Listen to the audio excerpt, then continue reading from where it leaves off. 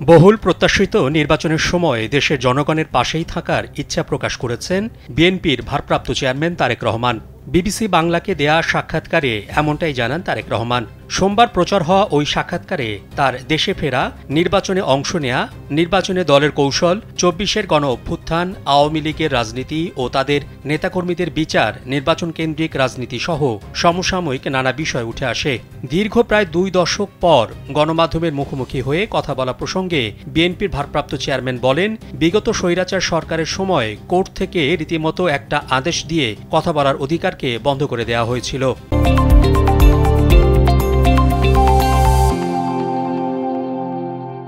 আমি গণমাধ্যমে কিছু বলতে চাইলে হয়তো গণমাধ্যমের ইচ্ছা ছিল ছাপানোর, কিন্তু গণমাধ্যম সেটি ছাপাতে পারত না। আমি কথা বলেছি সামাজিক মাধ্যম সহ বিভিন্ন পন্থায়। তারেক রহমান বলেন, আগামী জাতীয় নির্বাচনে জয়ী হয়ে বিএনপি এককভাবে সরকার গঠনের বিষয়ে আত্মবিশ্বাসী।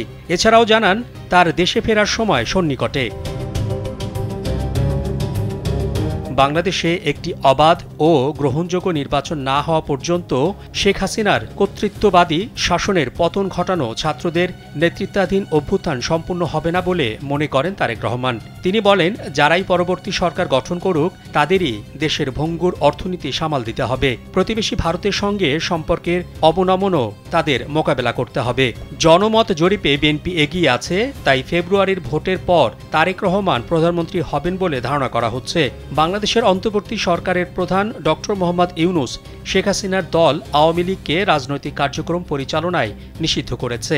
আওয়ামী লীগ ফ্যাসিস্ট বলে মোহাম্মদ ইউনূস যে দাবি করেন তার প্রতিধ্বনি করেছেন তারেক রহমান। তিনি বলেন, বিএনপি অন্যান্য দলকে নিয়ে সরকার গঠনে প্রস্তুত। এর মধ্যে গত বছর অভ্যুত্থানের সামনের সারিতে থাকা ছাত্রদের নেতৃত্বে গড়ে ওঠা নতুন দলও রয়েছে।